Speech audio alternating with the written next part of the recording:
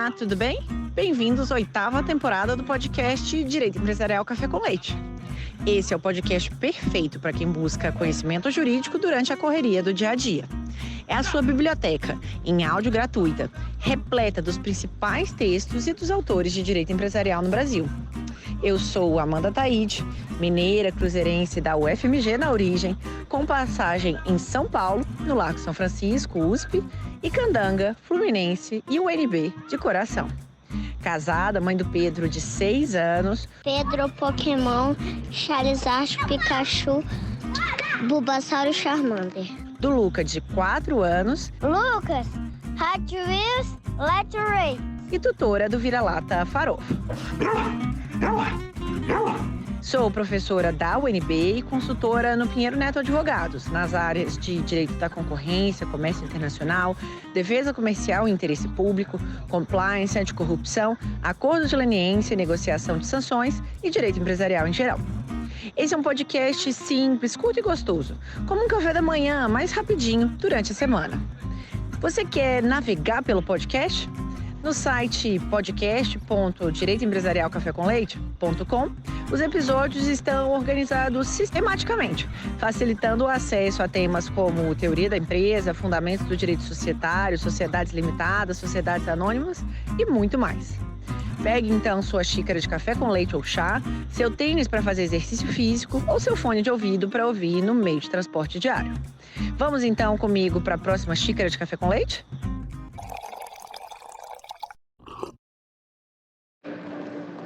A nossa xícara de café com leite de direito empresarial de hoje vai tratar do artigo intitulado Partilha de Cotas do Sócio Único de Sociedade Limitada em face a regime de comunhão patrimonial, dos autores Gladstone Mamed, Silvia Coim, Giovanni Magalhães, José Gabriel Assis de Almeida e Mariana Maduro. E para isso a gente vai ter a alegria de contar pela primeira vez com a participação do professor Giovanni Magalhães para comentar o artigo. Professor, é uma grande alegria poder te receber aqui no podcast para a gente poder apresentar o artigo do senhor em colaboração com outros colegas sobre a partilha de cotas em sociedade limitada unipessoal em regime de partilha de bens.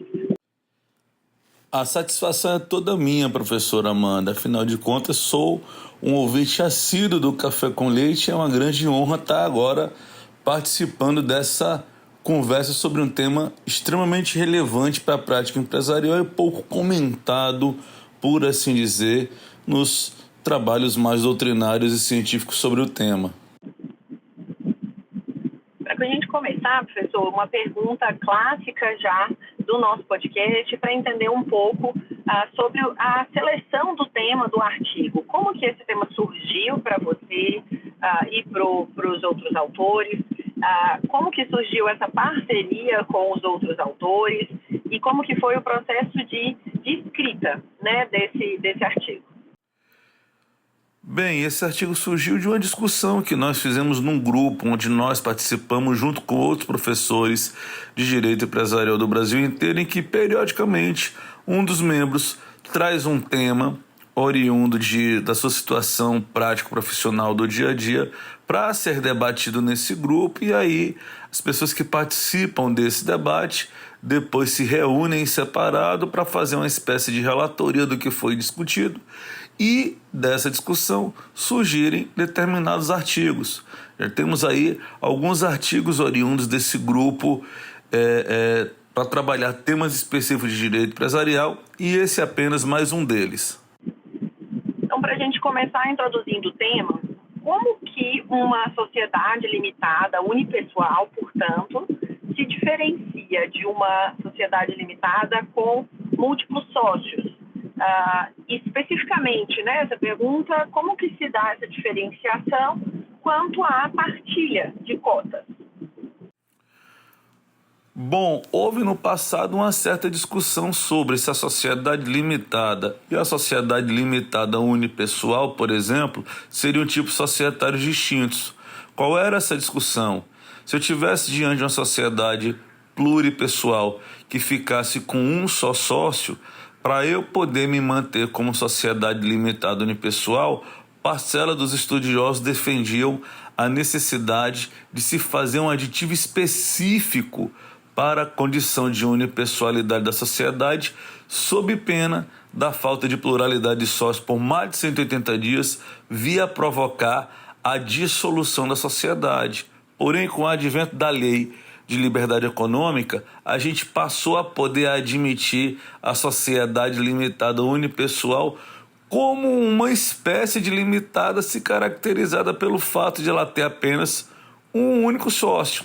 E o grande impacto que a gente vai ter com relação aí à partilha de bens vai se referir basicamente, comparando as duas, à questão da constituição da sociedade na constância ou não do casamento, para verificar se em eventual ação de divórcio essas cotas elas seriam partilhadas ou não em relação ao patrimônio social. Que agora que a gente entende, né, essa diferenciação da sociedade limitada universal, da sociedade limitada com mais de um sócio, quanto à partilha dos bens, conta pra gente, professor, a visão do senhor e dos outros autores sobre como que o regime de bens do casamento afeta essa composição do patrimônio comum em relação às cotas da sociedade limitada unipessoal. Qual que seria a diferença, mais uma vez, dessa análise se fosse uma sociedade com mais de um sócio? Na verdade, Amanda, esse foi o mote principal para o estudo que concluiu nesse artigo. Se você observar, o 977 do Código Civil, ele estabelece que faculta-se aos cônjuges contratar sociedade entre si ou com terceiros, desde que não estejam casados no regime da comunhão universal ou no regime da separação obrigatória. Vale dizer, se eu for montar uma sociedade limitada com o meu cônjuge, eu devo não estar casado nem na comunhão universal, nem na separação obrigatória, porque esses dois, o 977 veda expressamente. Eu até posso estar numa limitada com meu cônjuge casado, na comunhão parcial, na separação por pacto antinupcial ou até na participação final dos aquestos. Mas dessas duas não é viável, a não ser se fosse uma sociedade anônima, uma cooperativa, uma comunidade por ações, que a elas não se aplica essa vedação, mas o papo era exatamente em cima de uma LTDA. E a pergunta que provocou todo o debate desse artigo foi: e se eu estiver diante de uma sociedade com um sócio único? Esse sócio único, ele poderia estar casado na comunhão universal ou na separação obrigatória e a sociedade ainda se manter? Vale dizer ainda, e se esse sócio único, casado na comunhão universal, na separação obrigatória, nomeasse como gestor da sociedade o outro cônjuge? Isso esbarraria nessa vedação do 977 ou não? Espera só um pouquinho que eu já volto para a nossa entrevista com uma xícara de café com leite. Que você curte direito empresarial, eu já sei, que você está aqui ouvindo o nosso podcast. A minha pergunta é: você sabe quão conectado o direito concorrencial está com o direito empresarial?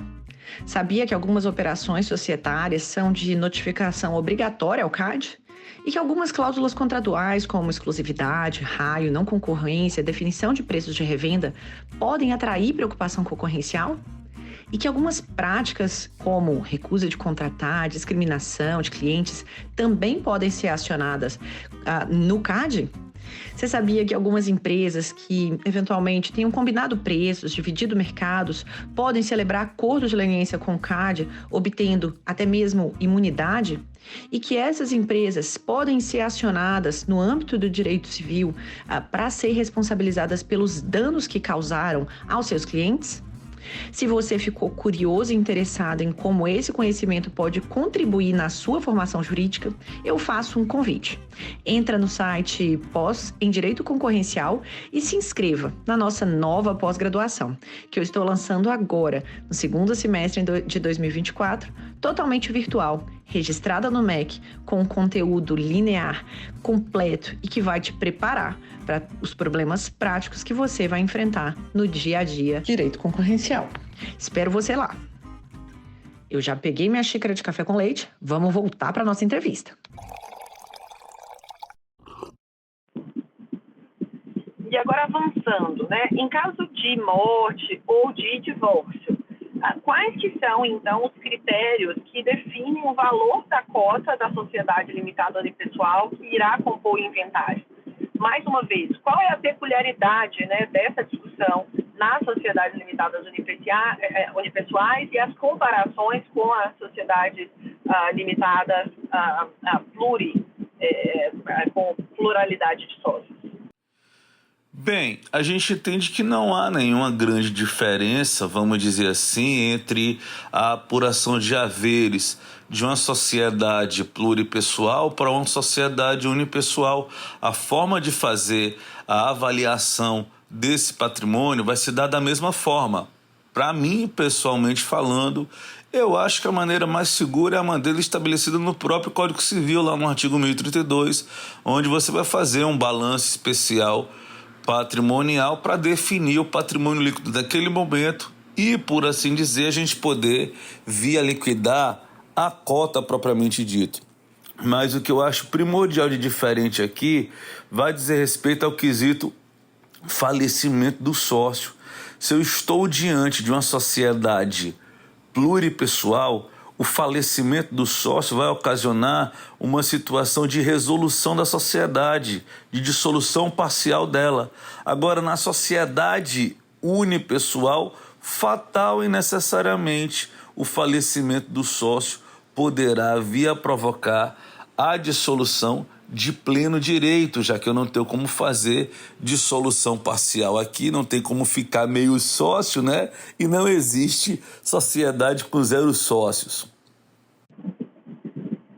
E agora, nos encaminhando para o final, conta para a gente então, quando ocorre a partilha das cotas nas sociedades limitadas unipessoais, nesse contexto de regime de bens, os direitos sociais, eles também são partilhados ou a gente tem a partilha apenas dos direitos patrimoniais referentes àquela sociedade?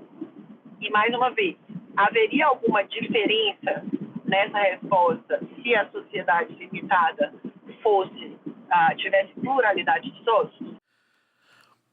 Bom, aqui eu acho que a gente precisa diferenciar 2 hipóteses. A primeira delas é: eu sou sócio único e eu quero partilhar uma parte do meu capital para o meu cônjuge. Nesse caso aqui, a sociedade ela deixará, através desse aditivo, de ser uma sociedade limitada unipessoal e passará a ser uma sociedade pluripessoal. De outro lado, é a questão da partilha de cotas decorrente do divórcio. Nessa linha, pensando numa sociedade de sócio único, eu só vou poder ingressar como outro sócio na sociedade se houver a aprovação aqui e a essência desse sócio único. Nessa hipótese, então, da partilha ser oriunda, por exemplo, de um divórcio, o cônjuge que não é sócio, ele vai receber apenas os direitos patrimoniais, cabendo notar, mais uma vez, que não há diferença em termos técnicos, jurídicos e contábeis do valuation que se faz para definir a apuração de haveres em sociedades pluripessoais e em sociedades unipessoais. E, professor, o artigo foi publicado já há algum tempo. Agora, em 2024, eu queria saber se o entendimento permanece ou se já teve alguma mudança. Olha, Amanda, eu te diria que esse tema ele está em fase de mudança, está num momento de ebulição de mudança, porque nós tivemos um agravo no recurso extraordinário em que o STF entendeu que a atribuição do regime de casamentos pela separação obrigatória, especificamente apenas e tão somente em razão da idade, isso seria discriminatório, o que seria vedado pela Constituição Federal. A se manter esse tema, o que vai acontecer? Eu vou poder ter tranquilo e calmo a questão de sócios casados na separação absoluta e, por que não dizer, na separação obrigatória, também dentro do contexto da sociedade limitada. E agora uma pergunta específica dessa 8ª temporada. Conta pra gente então, na pessoa física, quem é você? Conta um pouquinho mais dos seus gostos, das suas preferências e quando você vai ouvir podcasts não jurídicos, conta pra gente quais que você ouve também. Bem, professora Amanda, na pessoa física eu sou esposo da Cláudia e pai do Giovanni Neto, um garotinho lindo que, segundo ele é o meu parceirinho. Pai, se estiver ouvindo o podcast, papai te ama, viu? Um beijo. E, cara, os meus hobbies principais estão ligados ao critério musical. Seja o instrumento musical, eu sou percussionista, né, da vida inteira, e também a dança. E quanto aos podcasts não jurídicos, eu tenho ouvido bastante o podcast chamado Miolo de Pote, que é um podcast conduzido aqui na Universidade de Fortaleza pelo curso de Direito, cujo apresentador é o professor Armando, que se estiver ouvindo também, grande abraço, Armandão. Indico para quem quiser conhecer um pouco da realidade local aqui do Ceará, do que acontece por aqui, das celebridades que giram por aqui pela cidade. E é isso. Agradeço então a minha participação e estou à disposição de sua professora e de todos os ouvintes do Café com Leite. Valeu. Professor Giovanni, muitíssimo obrigada pela sua presença. Primeira vez aqui, uma alegria recebê-lo. Espero que seja a primeira de muitas. Muito obrigada e até a próxima.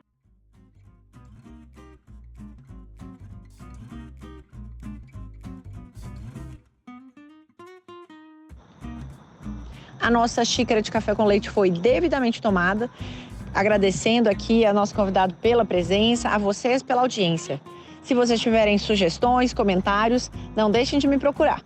No LinkedIn, Amanda Taide, no Instagram, Direito Empresarial Café com Leite e também, caso vocês tenham meu contato, podem me mandar mensagem no WhatsApp. Um abraço a todos. Tchau, tchau.